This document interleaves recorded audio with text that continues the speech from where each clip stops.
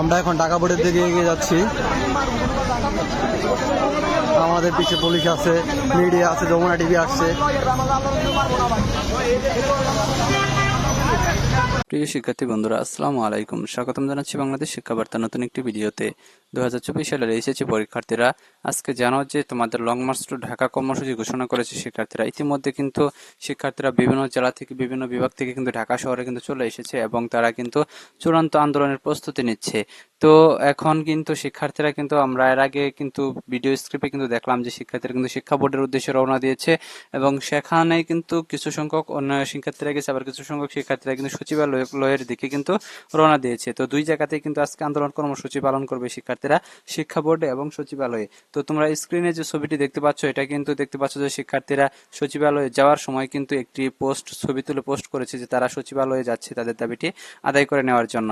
তো এর আগে যেহেতু শিক্ষা বোর্ডের কর্মকর্তারা কিন্তু তাদের আশ্বাস দিয়েছিল, অর্থাৎ শিক্ষা মন্ত্রণালয়ের সচিব যিনি, উনি কিন্তু শিক্ষার্থীদের বলেছিলেন যে তাদেরকে তাদের দাবিটা মেনে নেওয়া হবে এবং এখন পর্যন্ত সেটা লিখিত আকারে, নোটিশ আকারে প্রকাশ করেনি। সেজন্য কিন্তু শিক্ষার্থীরা কিন্তু আজকে রওনা হয়েছে যে সেটা নোটিশ আকারে নিয়ে আসবে।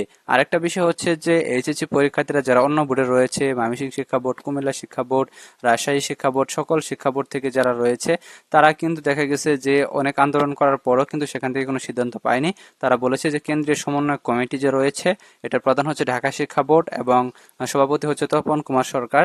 তো ওনারা যখন সিদ্ধান্ত দিবেন তখনই কিন্তু সিদ্ধান্তটা কার্যকর হবে, ওনারা কোনো সিদ্ধান্ত দিতে পারবেন না। এমনটা বলার কারণে কিন্তু শিক্ষার্থীরা কিন্তু ঢাকার উদ্দেশ্যে রওনা হয়েছে গতকাল রাতে থেকে। তো অনেকে ঢাকায় এসে পৌঁছাইছে, অনেকে সকালে, যারা ঢাকার আশেপাশের জেলায় রয়েছে, যে সকালবেলা চলে এসেছে, আমরা দেখেছি ছবিগুলা কিন্তু ফেসবুক গ্রুপগুলোতে কিন্তু পোস্ট করা হয়েছে। তো ইতিমধ্যে অনেক শিক্ষার্থীরা কিন্তু দেখা গেছে যে আন্দোলনে কিন্তু জড়িয়ে পড়েছে এবং দেখতে পাচ্ছ আমরা সবাই টিএসসি ও সোহরাওয়ার্দী উদ্যানের আশেপাশে আছি, এটা কিন্তু বলছে। আর এখানে কিন্তু দেখতে পাচ্ছ যে এখানে বলে দিছে যে পুলিশ আছে, গোয়েন্দা আছে, তাই কাজেই সাবধানে থাকতে বলা হয়েছে সকলকে, যাতে আন্দোলন শুরু করার আগেই যাতে এটা নস্যাৎ করে না দেয়। তো একটা প্ল্যানিং এক কথায় বলা চলে। তো যাই হোক, শিক্ষার্থীরা যেহেতু আন্দোলন কর্মসূচি করবে, আন্দোলন কর্মসূচি করছে, অনেক শিক্ষার্থীরা যেহেতু অংশগ্রহণও করেছে এখানে। তো যাই হোক, আজকের আন্দোলন থেকে কি শিক্ষার্থীরা তাদের দাবিটা কিভাবে আদায় করে নিতে পারে সেটিও দেখার বিষয় রয়েছে। কারণ দেখা গেছে যে শিক্ষার্থীরা যে পরিমাণ আন্দোলন কর্মসূচি পালন করতেছে এবং দেখা গেছে বিভিন্ন শিক্ষা বোর্ডে তারা তালা দিয়েছে, সেসব বিবেচনা করে কিন্তু দেখা গেছে যে এদের যে দাবিটা, সেটা কিন্তু খুব তাড়াতাড়ি কিন্তু মেনে নেওয়ার পথে যেতে হবে শিক্ষা বোর্ডকে। তা না হলে একটা দেশে একটা দেখা যাবে বিশৃঙ্খলার সৃষ্টি হয়ে যাবে, এরকমটা হতে পারে।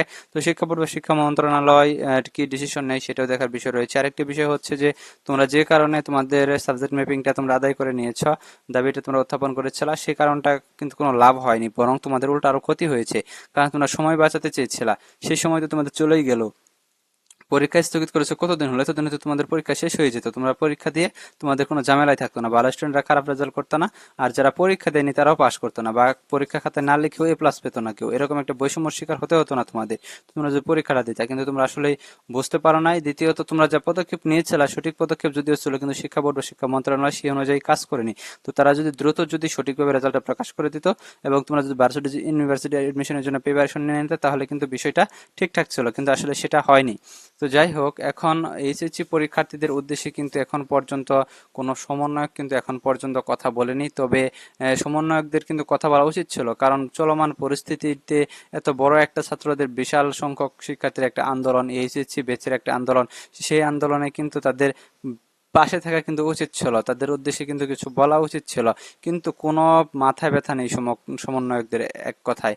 তো সমন্বয়কদের সহযোদ্ধা তোমরা, তো তোমরা কিন্তু কোটা আন্দোলনে কিন্তু বিশাল অবদান রেখেছো। এটা কিন্তু তারা আসলেই এক কথায় তারা অকৃতজ্ঞ, এক কথায় বলা চলে, যে তারা তোমাদের প্রতি কোনো প্রকার কৃতজ্ঞতা প্রকাশ করছে না। তো যাই হোক, এইচএসসি 2024 ব্যাচ কিন্তু যখন কোটা আন্দোলনরা বন্ধ হয়ে গিয়েছিল, সেনাবাহিনী নামে দিয়েছিল, কারফিউ জারি করা হয়েছিল, তখন তোমরা যদি পরীক্ষাটা বয়কট না করে রাস্তায় নেমে না আসতা, তাহলে কিন্তু এই আন্দোলন আর কোনোদিন সফল হতো না। তো তোমাদের অবদানটা সবচাইতে বেশি এই আন্দোলনে। আর এখানে তোমাদের প্রতি অকৃতজ্ঞতা প্রকাশ করছে এই সমন্বয়করা, এটা আসলে কোনোভাবে মেনে নেওয়ার মতো না। তো যাই হোক, এইচএসসি যে দাবিটা, সেটা শিক্ষা বোর্ড বা শিক্ষা মন্ত্রণালয় মন্ত্রণালয় অবশ্যই বিবেচনা করে তারপরে একটা সিদ্ধান্তে আসুক যে এই সিদ্ধান্তে আসা যাক। তো এরকম কোনো সিদ্ধান্তেও কিন্তু তারা আসতেছে না, তারা কিছুই বলতেছে না, তারা জাস্ট বলতেছে যে যেভাবে রেজাল্ট হয়েছে এইভাবেই কিন্তু সঠিকভাবে রেজাল্ট হয়েছে, কিন্তু শিক্ষার্থীরা বলছে যে সঠিকভাবে রেজাল্ট হয়নি, কারণ অনেকের রেজাল্ট উল্টাপাল্টা হয়েছে। এসএসসিতে যেটা এসেছে এইচএসসিতে ওইটা আসা নাই, তাহলে সাবজেক্ট ম্যাপিং কিভাবে করলো? এটা তো ভুল হয়েছে। তো যাই হোক, তোমাদের শিক্ষার্থীদের যে আন্দোলনের সর্বশেষ আপডেট সেটি খুব তাড়াতাড়ি তোমাদের দিয়ে দিব। তো তোমরা যারা এখন আমাদের চ্যানেলটি সাবস্ক্রাইব